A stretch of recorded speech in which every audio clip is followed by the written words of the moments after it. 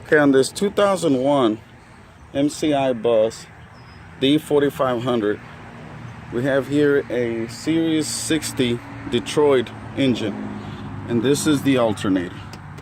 This is the belt-driven alternator. These alternators are about 100 pounds in weight if you have it shipped to you, and then you're gonna pay about $1,000 for it remanufactured, and they are liquid cooled. There's the lines, liquid cooled, and so it's easy to get to it. Here's the belt, the tensioner, but they're very heavy, very expensive.